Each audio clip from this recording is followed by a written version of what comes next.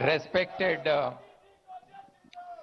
Ramesh Pokhriyal Nishank ji, colleagues, my dear students, and all the participants in this event, on behalf of JNU, I would like to extend a very warm welcome on this very important occasion, which is going to become a landmark day in the history of JNU. Behind this screen is the statue of Swami Vivekananda, a figure who evoked the fire of aspirations among the youth of our country, and he continues to inspire all of us. Swami Vivekananda emphasized on the importance of education and the need to reach out to the poor. I am confident that JNU in the coming years will emulate and follow the teachings of Swami Vivekananda and become an active participant in the transformation of our country into Atmanirbhar Bharat. We are all very happy and proud that our Honorable Prime Minister is amongst us to unveil the statue of Swami Vivekananda in a few moments. May I now invite the Minister of Education, Dr. Ramesh Pokhriyal Nishank ji, to share his thoughts. विश्व के सबसे लोकप्रिय नेता, भारत के यशस्वी प्रधानमंत्री परम श्रद्धेय Shri Narendra Modi ji, JNU विश्वविद्यालय के कुलपति प्रोफेसर जगदीश कुमार जी, प्रसिद्ध लोक गायिका पद्मश्री मालिनी अवस्थी जी, रेक्टर प्रोफेसर राणा प्रताप सिंह जी, सभी अतिथिगण, सभी संकाय, सभी छात्र छात्राएं और देश और दुनिया से जुड़े सभी पूर्व छात्र और जेएनयू से जुड़े सभी अध्यापकगण, आज का दिन इतिहास में एक स्वर्णिम अक्षरों में लिखे जाने वाला दिन है, जब भारतीयता के सबसे प्रमुख संवाहक को ब्रांड एम्बेसडर स्वामी विवेकानंद जी की प्रतिमा का जेएनयू परिसर में एक ऐसे व्यक्तित्व के द्वारा, एक नरेंद्र के द्वारा दूसरे नरेंद्र की प्रतिमा का आज अनावरण हो रहा हो। एक वो नरेंद्र था, एक वो नरेंद्र जिसने भारतीय जीवन मूल्यों को, देश और दर्शन का चिंतन की याद दिलाई पूरी दुनिया में। मुझे आशा है कि आज ये जो छात्र और छात्राएं जो स्वामी विवेकानंद के आदर्शों पर चलने का संकल्प ले रहे हैं, वो दुनिया में भारतीयता को अपने पुरुषार्थ और रचना धर्मिता के साथ एक नई पहचान देंगे, जहां पूरे विश्व में भारत को उसकी सांस्कृतिक पहचान, उसकी आध्यात्मिक पहचान, उसके ज्ञान और विज्ञान की पहचान देने की बात स्वामी विवेकानंद नरेंद्र ने की थी। वहीं आज पूरे विश्व के सर्वाधिक लोकप्रिय नेता, भारत के यशस्वी प्रधानमंत्री ने नए भारत और 21वीं स्वर्णिम सदी के स्वर्णिम भारत की जो पहल शुरू की है, आज ये दिन दोनों को जोड़ करके भी एक ऐतिहासिक स्मरण का दिन पूरे देश और दुनिया के सम्मुख होगा। स्वामी जी ने न केवल भारतीय दर्शन को पूरी दुनिया में पहचान दिलाई, बल्कि शिकागो में दिया गया जो उनका भाषण है, वो वैश्विक पटल पर हिंदुस्तान के शैक्षणिक और आध्यात्मिक धरोहर की अनुपम एक उपलब्धि और मिसाल बन गई है पूरी दुनिया के लिए। हमारे देश के प्रधानमंत्री जी ने हमको एक विजन दिया है और एक मिशन दिया है। अब सबको मालूम है, हमको विजन दिया है भारत को ज्ञान की महाशक्ति के रूप में उदय करना, और मिशन दिया है एक राष्ट्र को एक अच्छे नागरिक के साथ विश्व मानव को देना। यह हमारे देश के प्रधानमंत्री नरेंद्र मोदी जी का ये हमको दिया गया मिशन है और विजन है। हम नई शिक्षा नीति को ला करके उनके इस विजन को मिशन में तब्दील करके और भारतीय ज्ञान, विज्ञान अनुसंधान और संस्कृति का पोषण करते हुए पूरे वैश्विक निर्माण की दिशा में हम तेजी से इस नई शिक्षा नीति को लेकर के आगे बढ़ रहे हैं। मैं समझता हूं कि स्वामी जी जो प्रतीक है भारतीयता का, आदर्श भारतीय जीवन शैली का, स्वामी जी भारतीय ज्ञान परंपरा की ऐसी त्रिवेणी है जहां ज्ञान, विज्ञान, आध्यात्म की तीनों धाराएं आपस में मिलकर एक नया आकार लेती हैं। निश्चय ही यह प्रतिमा हम सबको इस ज्ञान परंपरा को सदैव जोड़कर रखेगी और जेएनयू के इतिहास में एक नए आगाज का निर्माण करेगी। स्वामी जी हमेशा कहते थे कि अगर मुझे 100 ऊर्जावान युवा मिल जाए तो मैं देश की तस्वीर बदल दूंगा। मुझे विश्वास है कि ये युवा इस दिशा में सकारात्मक सोच के साथ इस मूर्ति से हमेशा प्रेरणा लेते रहेंगे।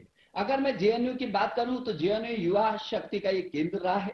विश्वविद्यालय अनुसंधान की संस्कृति को बढ़ावा देते हुए एनआईआरएफ में ये रैंकिंग में इसने पिछले 5 वर्षों में माननीय प्रधानमंत्री जी बहुत प्रगति की है और इस वर्ष ये एनआईआरएफ में दूसरे नंबर पर ला करके इसने अपने गौरव को बढ़ाया है। इसके लिए मैं इसके कुलपति को और इनके संपूर्ण स्टाफ को और छात्रों को बधाई देना चाहता हूं। यह हमेशा एक महत्वपूर्ण सेंटर के रूप में रहा है। जेएनयू ने राष्ट्रीय सुरक्षा, अभियांत्रिकी, आपदा प्रबंधन, उत्तर पूर्व शिक्षण जैसे नए सेंटर अभी स्थापित किए हैं और इसको तमाम नए नए केंद्र स्थापित करते आत्मनिर्भर भारत जो प्रधानमंत्री जी आपका आह्वान है उस दिशा में जेएनयू बहुत महत्वपूर्ण कदम बढ़ा रहा है और तेजी से उस दिशा में काम कर रहा है। नई शिक्षा नीति के साथ भी कदम से कदम मिलाते हुए इंजीनियरिंग शिक्षा में विभिन्न भारतीय भाषाओं और इंटरनेशनल स्टडीज में नए विषयों को जोड़ना ये निश्चित रूप में एक नया सराहनीय कदम है और हमारी नई शिक्षा नीति की मंशा को ये एक कदम आगे बढ़ करके पूरा करता है। मैं इस अवसर पर कहना चाहता हूं कि स्वामी जी ने कहा था कि हे भारत उठो, अपनी आध्यात्मिकता के बल पर विश्व को जीत लो। इतना ही नहीं, उन्होंने ये भी कहा था कि चारों ओर शुभ लक्षण दिखाई दे रहा है और भारतीय आध्यात्मिकता और दार्शनिक विचारों को फिर से सारे संसार पर विजय होने वाली है। मैं ये समझता हूं कि उनके उस अभियान को, उस विजन को आज दूसरे नरेंद्र मोदी नरेंद्र के रूप में पूरे विश्व में, चाहे योग हो और चाहे वो वैश्विक दिशा में पर्यावरण की चिंता का विषय हो और चाहे पूरे विश्व में आतंकवाद के खिलाफ एकजुट करने का हो, पूरे विश्व में एक लीडरशिप के तरीके से, जिस तरीके से मोदी जी के नेतृत्व में पूरा विश्व एकजुट हो रहा है इन चीजों का मुकाबला करने के लिए, निश्चित रूप में स्वामी विवेकानंद जी की मंशा को हमारे देश के प्रधानमंत्री पूरा कर रहे हैं। उन्होंने ये भी कहा था कि जितनी बड़ी कठिनाई होती है उतनी ही बड़ी जीत भी होती है। और आपको याद होगा कि पीछे के दिनों जब पूरी दुनिया में कोरोना का महासंकट आया था और हमारा देश भी अछूता नहीं रहा था, दुनिया के सबसे बड़े लोकतांत्रिक देश के यशस्वी प्रधानमंत्री नरेंद्र मोदी जी ने पूरे देश को कहा था कि चुनौतियों का जब डटकर मुकाबला होगा तो ये अवसरों में तब्दील होंगे। और वो हमने देखते हुए उस चुनौती का मुकाबला किया और वो अवसरों में तब्दील होते हुए सभी को दिखाई दी है। मैं पूर्व छात्रों को बहुत बधाई देना चाहता हूं जिनके प्रयास से आज स्वामी विवेकानंद जी की मूर्ति यहाँ पर स्थापित हुई है। मैं सारे छात्रों को, पूर्व छात्रों को बहुत बधाई देना चाहता हूं।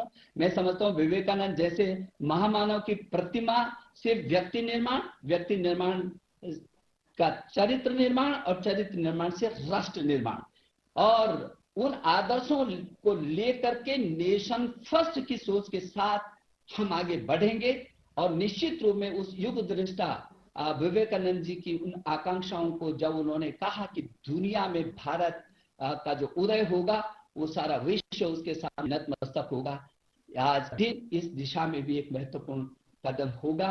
मैं एक बार प्रधानमंत्री जी को उनके तमाम व्यस्तताओं के बाद भी उन्होंने हमको जो समय दिया है, मैं हृदय की गहराइयों से इस देश के 33 करोड़ छात्र छात्राओं की ओर से भी, मैं अपने 1000 विश्वविद्यालयों की ओर से भी, 45,000 डिग्री कॉलेजों की ओर से भी और 15 लाख से भी अधिक स्कूलों की ओर से भी आपके हृदय की गहराइयों से अभिनंदन करता हूं और स्वागत करता हूं। बहुत बहुत धन्यवाद। धन्यवाद doctor Nishank ji. whether it is providing funds to the university or helping us in the expansion of our academic programs, you always stood behind us. As a university, we are grateful to you for all the help that you are providing to us. Thank you, sir. May I now invite the Honorable Prime Minister, Shri Narendra Modi ji, to unveil the statue of Swami Vivekananda.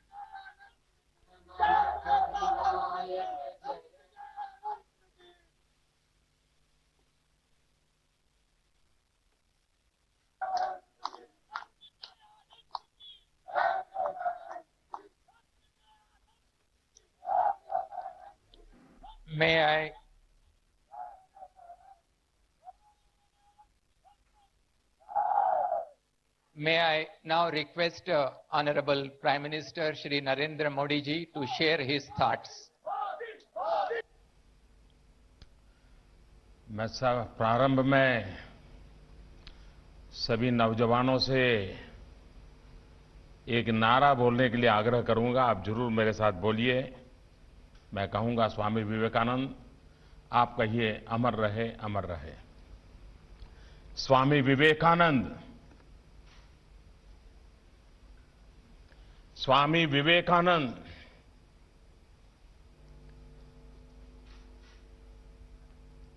देश के शिक्षा मंत्री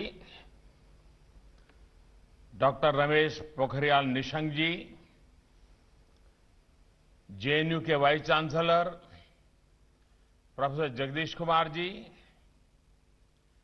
pro vice chancellor professor RP Singh ji, आज के इस अवसर को साकार करने वाले जेएनयू के पूर्व छात्र डॉक्टर मनोज कुमार जी, मूर्तिकार श्री नरेश कुमावत जी, अलग अलग स्थानों से जुड़े फैकल्टी मेंबर्स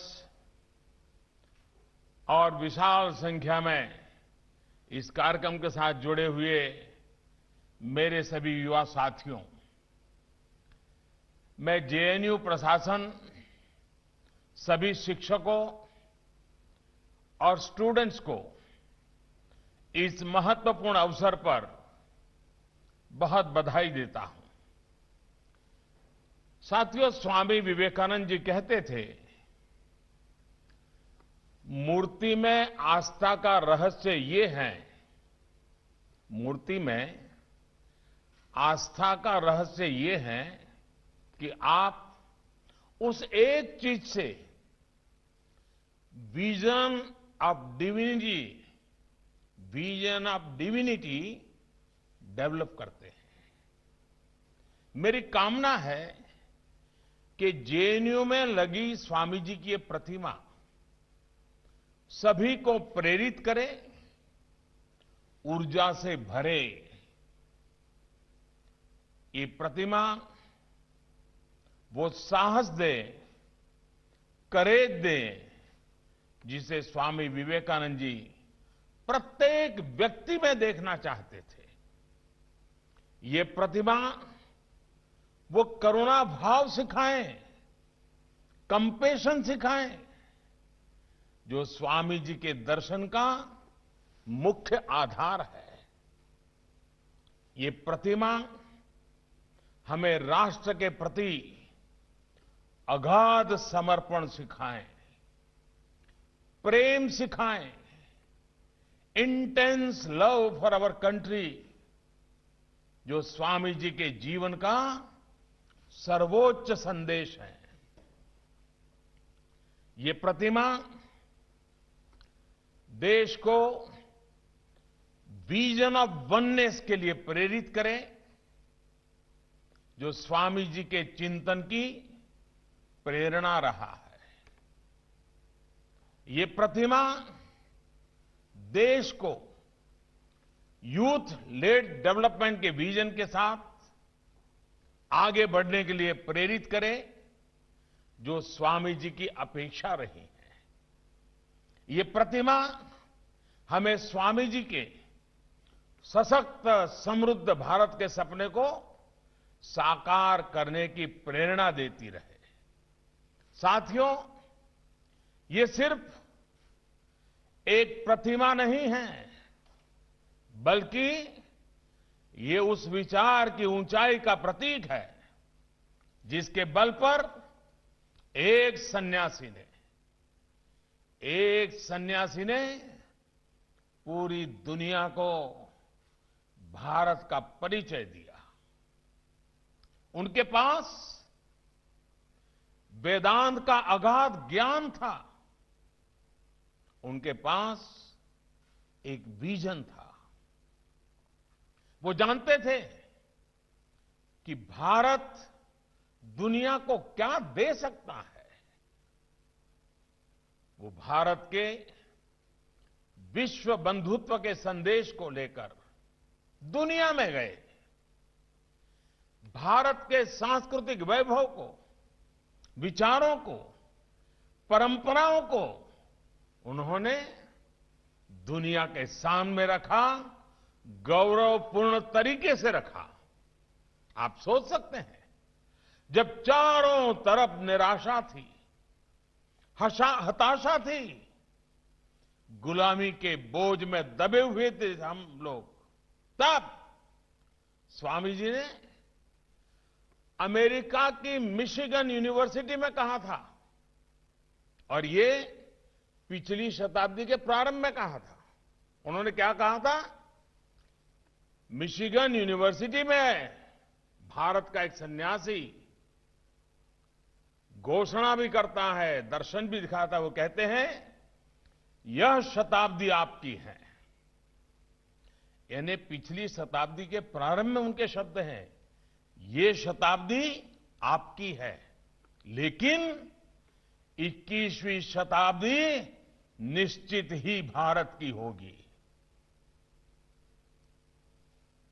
पिछली शताब्दी में उनके शब्द सही निकले हैं, इस शताब्दी में उनके शब्दों को सही करना ये हम सबका दायित्व है। भारतीयों के उसी आत्मविश्वास, उसी जज्बे को ये प्रतिमा समेटे हुए है।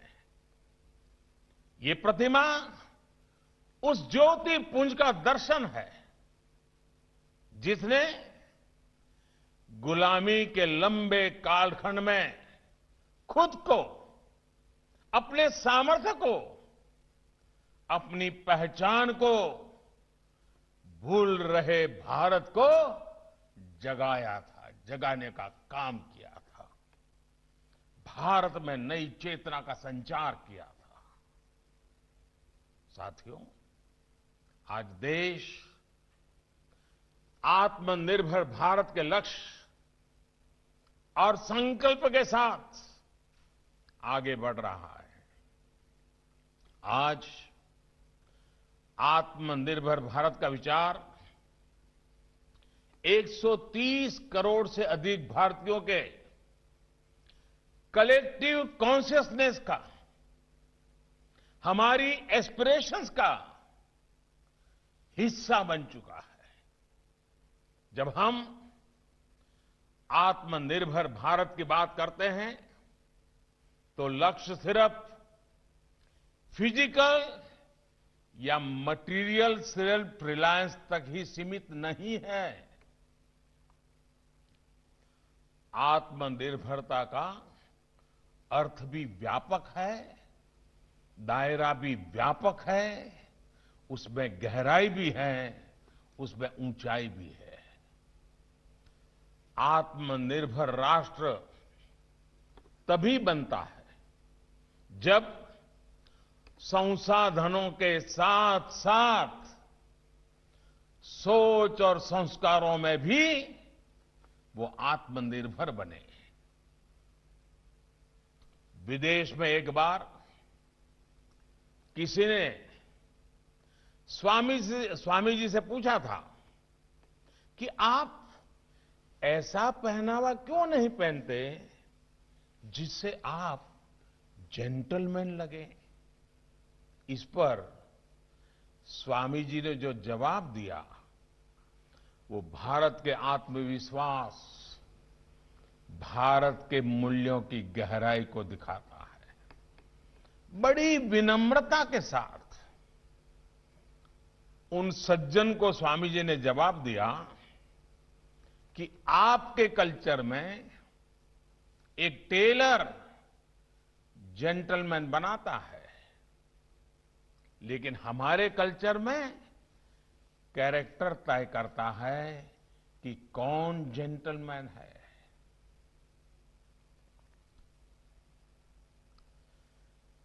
आत्मनिर्भर सोच और संस्कारों का निर्णय ये कैंपस बनाते हैं, आप जैसे युवा साथी बनाते हैं।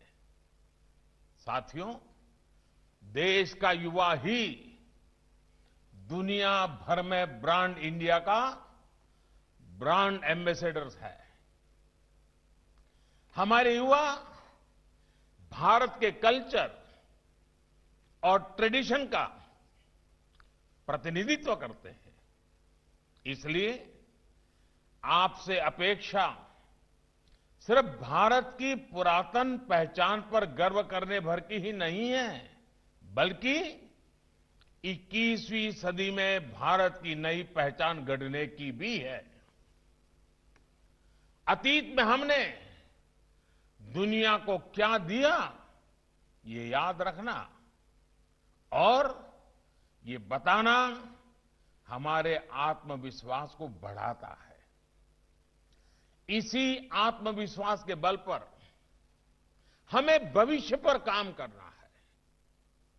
भारत 21वीं सदी की दुनिया में क्या कंट्रीब्यूट करेगा, इसके लिए इनोवेट करना हम सभी का दायित्व है।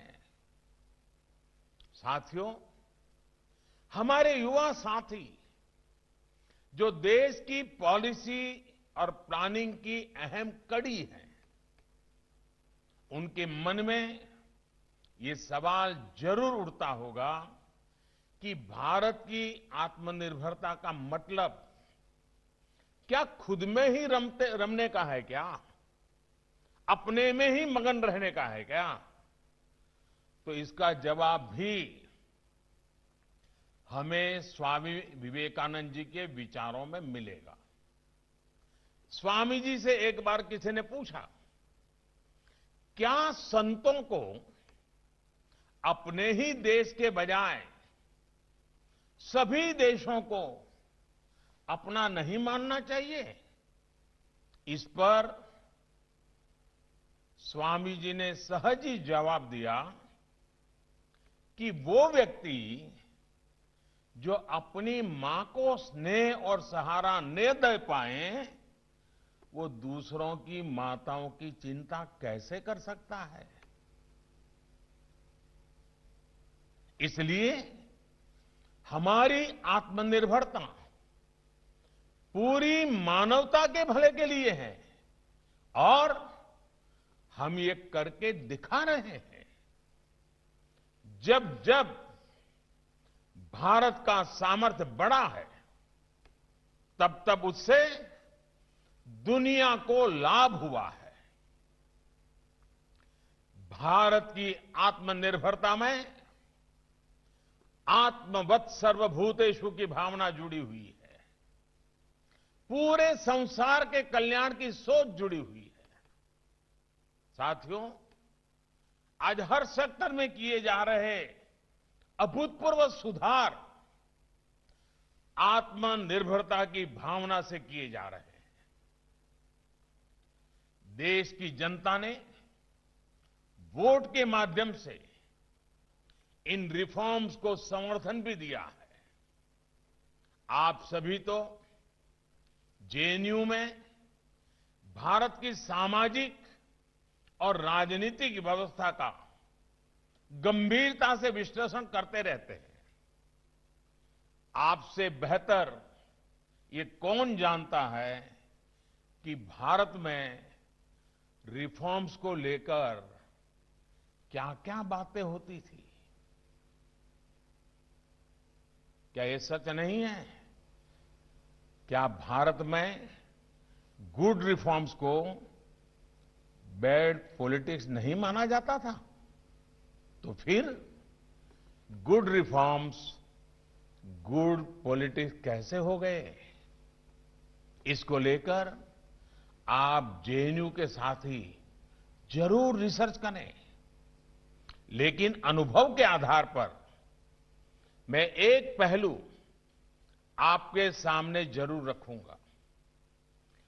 आज सिस्टम में जितने रिफॉर्म्स किए जा रहे हैं उनके पीछे भारत को हर प्रकार से बेहतर बनाने का संकल्प है। आज हो रहे रिफॉर्म्स के साथ नियत और निष्ठा पवित्र है। आज जो रिफॉर्म्स किए जा रहे हैं उससे पहले एक सुरक्षा कवच तैयार किया जा रहा है। इस कवच का सबसे बड़ा आधार है विश्वास, भरोसा। अब जैसे प्रो फार्मर रिफॉर्म्स, उसी की बात कर लें। किसान दशकों तक सिर्फ राजनीतिक चर्चा का ही विषय रहा। जमीन पर उसके हित में कदम सीमित ही थे। बीते 5-6 सालों में हमने किसानों के लिए एक सुरक्षा तंत्र विकसित किया। सिंचाई का बेहतर इंफ्रास्ट्रक्चर हो, मंडियों के आधुनिकीकरण पर निवेश हो, यूरिया की उपलब्धता हो, सॉइल हेल्थ कार्ड हो, बेहतर बीज हो, फसल बीमा हो, लागत का 1.5 गुना एमएसपी हो, ऑनलाइन मार्केट की व्यवस्था ई नाम हो और पीएम सम्मान निधि से सीधी मदद हो। बीते सालों में एमएसपी को भी अनेक बार बढ़ाया गया और किसानों से रिकॉर्ड खरीद भी की गई है। किसानों के इर्द गिर्द जब ये सुरक्षा कवच बन गया, जब उनमें विश्वास जागा, तब जाकर के एग्रो रिफॉर्म्स को हमने आगे बढ़ाया। पहले किसानों की अपेक्षाओं पर काम किया गया और अब किसानों की आकांक्षाओं की पूर्ति के लिए काम किया जा रहा है। अब किसानों को पारंपरिक साधनों से ज्यादा विकल्प बाजार में मिल रहे हैं। जब विकल्प ज्यादा मिलते हैं तो खरीदारों में कंपटीशन भी बढ़ रहा है, जिसका सीधा लाभ किसान को मिलने वाला है। रिफॉर्म्स के कारण अब किसान उत्पादक संघ यानी एफपीओज के माध्यम से किसानों के सीधे एक्सपोर्टर्स बनने का भी रास्ता साफ हुआ है। साथियों, किसानों के साथ साथ गरीबों के हित में किए गए रिफॉर्म्स के मामले में यही रास्ता अपनाया जा रहा है। हमारे यहां लंबे समय तक गरीब को सिर्फ नारों में ही रखा गया, लेकिन सच्चाई ये थी कि देश के गरीब को कभी सिस्टम से जोड़ने की चेष्टा ही नहीं हुई। जो सबसे ज्यादा निग्लेक्टेड था वो गरीब था। जो सबसे ज्यादा अनकनेक्टेड था वो गरीब था। जो सबसे ज्यादा फाइनेंशियली एक्सक्लूडेड था वो गरीब था।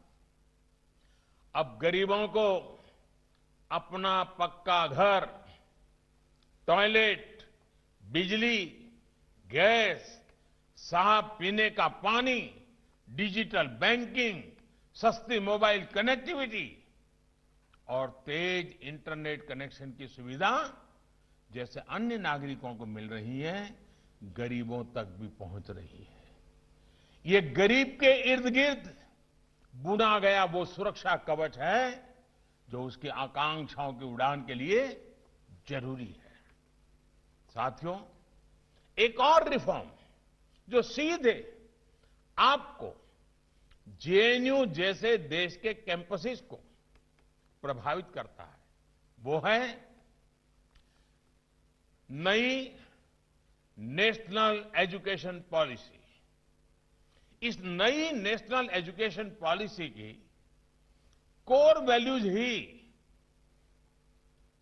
कॉन्फिडेंस, कन्विक्शन और कैरेक्टर से भरे युवा भारत का निर्माण करना है। यही स्वामी जी का भी विजन था। वो चाहते थे कि भारत में शिक्षा ऐसी हो जो आत्मविश्वास दे, उसको हर प्रकार से आत्मनिर्भर बनाए। जीवन के 2-2.5 दशक के बाद युवा साथियों को जो हौसला मिलता है वो स्कूली जीवन की शुरुआत में ही क्यों ना मिले। किताबी ज्ञान तक, स्ट्रीम्स की बंदिशों तक, मार्कशीट, डिग्री, डिप्लोमा, तब तक ही युवा ऊर्जा को क्या बांध करके रखा जाए। नई नेशनल एजुकेशन पॉलिसी को उसका फोकस इसी बात पर सबसे अधिक है। इंक्लूजन नई एनईपी के मूल में है। भाषा सिर्फ और सिर्फ एक माध्यम है, ज्ञान का पैमाना नहीं। ये इस एनईपी की भावना है। गरीब से गरीब को, देश की बेटियों को उनकी जरूरत, उनकी सुविधा के अनुसार बेहतर शिक्षा प्राप्त करने का अधिकार मिले, ये इसमें सुनिश्चित किया गया है। साथियों, रिफॉर्म्स का निर्णय करना ही अपने आप में काफी नहीं होता। उनको जिस प्रकार से हम अपने जीवन में उतारते हैं, ये सबसे अहम होता है। नई नेशनल एजुकेशन पॉलिसी में उससे हमारी शिक्षा व्यवस्था में सार्थक बदलाव भी तभी तेजी से आएगा जब हम, आप सभी साथी ईमानदारी से प्रयास करेंगे। विशेष तौर पर हमारे शिक्षक वर्ग, बुद्धिजीवी वर्ग पर इसका सबसे ज्यादा दायित्व है। वैसे साथियों, जेएनयू के इस कैंपस में एक बेहद लोकप्रिय जगह है। कौन सी जगह है वो? साबरमती ढाबा, है ना? और वहां पर कितनों का खाता चल रहा है? मैंने सुना है कि आप लोग क्लास के बाद इस ढाबे पर जाते हैं और चाय पराठे के साथ डिबेट करते हैं, आइडियाज एक्सचेंज करते हैं। और वैसे भी पेट भरा हो तो डिबेट में भी जरा मजा आता है। आज तक आपके आइडियाज की, डिबेट की, डिस्कशन की जो भूख साबरमती ढाबे में मिटती थी, अब आपके लिए स्वामी जी की इस प्रतिमा की छत्र छाया में एक और जगह मिल गई है। साथियों, किसी एक बात जिसने हमारे देश की लोकतांत्रिक व्यवस्था को बहुत बड़ा नुकसान पहुंचाया है, वो है राष्ट्रहित से ज्यादा प्राथमिकता अपनी विचारधारा को देना। क्योंकि मेरी विचारधारा ये कहती है, इसलिए देश हित के मामलों में भी मैं इसी सांचे में सोचूंगा, इसी दायरे में काम करूंगा। ये रास्ता सही नहीं है दोस्तों, ये गलत है। आज हर कोई अपनी विचारधारा पर गर्व करता है, ये स्वाभाविक भी है, लेकिन फिर भी हमारी विचारधारा राष्ट्रहित के विषयों में राष्ट्र के साथ नजर आनी चाहिए, राष्ट्र के खिलाफ कतई नहीं। आप देश के इतिहास में देखिए, जब जब देश के सामने कोई कठिन समस्या आई है, हर विचारधारा के लोग राष्ट्रहित में एक साथ आए हैं। आजादी की लड़ाई में महात्मा गांधी के नेतृत्व में हर विचारधारा के लोग एक साथ आए थे। उन्होंने देश के लिए एक साथ संघर्ष किया था। ऐसा नहीं था कि बापू के नेतृत्व में किसी व्यक्ति को अपनी विचारधारा छोड़नी पड़ी हो। उस समय परिस्थिति ऐसी थी तो हर किसी ने देश के लिए एक कॉमन कॉज को प्राथमिकता दी। अब इमरजेंसी को याद करिए, इमरजेंसी के दौरान भी देश ने यही एकजुटता देखी थी। और मुझे तो उस आंदोलन का हिस्सा बनने का सौभाग्य मिला था। मैंने सारी चीजों को खुद देखा था, अनुभव किया था, मैं प्रत्यक्ष गवाह हूं। इमरजेंसी के खिलाफ उस आंदोलन में कांग्रेस के पूर्व नेता और कार्यकर्ता भी थे, आरएसएस के स्वयंसेवक और जनसंघ के लोग भी थे, समाजवादी लोग भी थे, कम्युनिस्ट भी थे, जेएनयू से जुड़े कितने ही लोग थे जिन्होंने एक साथ आकर इमरजेंसी के खिलाफ संघर्ष किया था। इस एकजुटता में, इस लड़ाई में भी किसी को अपनी विचारधारा से समझौता नहीं करना पड़ा था। बस उद्देश्य एक ही था, राष्ट्रहित। और ये उद्देश्य ही सबसे बड़ा था। इसलिए साथियों, जब राष्ट्र की एकता, अखंडता और राष्ट्रहित का प्रश्न हो तो अपनी विचारधारा के बोझ तले दबकर फैसला लेने से देश का नुकसान ही होता है। हां, मैं मानता हूं कि स्वार्थ का लिए, अवसरवाद के लिए अपनी विचारधारा से समझौता करना भी उतना ही गलत है। इस इंफॉर्मेशन एज में अब इस तरह का अवसरवाद सफल नहीं होता और हम बिल्कुल रोजमर्रा की जिंदगी में आजकल इन चीजों को बड़ी बारीकी से देख भी पा रहे हैं। हमें अवसरवाद से दूर लेकिन एक स्वस्थ संवाद को लोकतंत्र में जिंदा रखना है। साथियों, आपके यहां तो आपके हॉस्टल्स के नाम भी गंगा, साबरमती, गोदावरी, ताप्ती, कावेरी, नर्मदा, झेलम, सतलुज जैसी नदियों के नाम पर है। इन नदियों की तरह ही आप सभी देश के अलग अलग हिस्सों से आते हैं, अलग अलग विचार लेकर आते हैं और यहां मिलते हैं। आइडियाज की इस शेयरिंग को, नए नए विचारों के इस प्रवाह को अविरल बनाए रखना है, कभी सूखने नहीं देना है। हमारा देश वो महान भूमि है जहां अलग अलग बौद्धिक विचारों के बीच अंकुरित होते रहे हैं। विकसित होते रहे हैं और फलते भी हैं, फूलते भी हैं। इस परंपरा को मजबूत करना आप जैसे युवाओं के लिए तो खास तौर पर बहुत आवश्यक है। इसी परंपरा के कारण भारत दुनिया का सबसे वाइब्रेंट लोकतंत्र है। मैं चाहता हूं कि हमारा देश का युवा कभी भी किसी भी स्टेटस को ऐसे ही एक्सेप्ट न करें।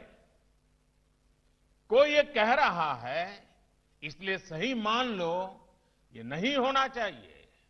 आप तर्क करिए, बात करिए, विवाद करिए, स्वस्थ चर्चा करिए, मनन मंथन करिए, संवाद, और फिर किसी परिणाम पर पहुंचिए। स्वामी विवेकानंद जी ने भी कभी स्टेटस को स्वीकार नहीं किया था। और हां, एक चीज जिस पर मैं खास तौर पर बात करना चाहता हूं, और वो है ह्यूमर, आपस में हंसी मजाक। ये बहुत बड़ा लुब्रिकेटिंग फोर्स है। अपने भीतर स्पिरिट ऑफ ह्यूमर को जरूर जिंदा रखिए। कभी कभी तो मैं कई नौजवानों को देखता हूं जैसे इतने बोझ नीचे दबे हुए होते हैं, जैसे सारा पूरी दुनिया का बोझ उनके सर पे है। कई बार हम अपनी कैंपस लाइफ में, पढ़ाई में, कैंपस पॉलिटिक्स में ह्यूमर को ही भूल जाते हैं। इसलिए हमें इसे बचाकर रखना है। अपने सेंस ऑफ ह्यूमर को खोने नहीं देना है। युवा साथियों, छात्र जीवन खुद को पहचानने के लिए एक बहुत उत्तम अवसर होता है। खुद को पहचानना ये जीवन की बहुत अहम आवश्यकता भी होती है। मैं चाहूंगा इसका भरपूर उपयोग कीजिए। जेएनयू कैंपस में लगी स्वामी जी की प्रतिमा राष्ट्र निर्माण, राष्ट्र प्रेम और राष्ट्र जागरण के प्रति यहां आने वाले हर युवा को प्रेरित करती रहे। इसी कामना के साथ आप सभी को बहुत बहुत शुभकामनाएं। आप सब सफल होइए, स्वस्थ रहिए, आने वाले दिनों के पर्वों को धूमधाम से मनाइए। अपने परिजन जो यहां रहते हैं उनको भी ये संतोष हो कि आप भी दिवाली के माहौल में उसी खुशी मिजाज से काम कर रहे हैं। यही अपेक्षा के साथ मेरी तरफ से आप सबको अनेक अनेक शुभकामनाएं। बहुत बहुत धन्यवाद।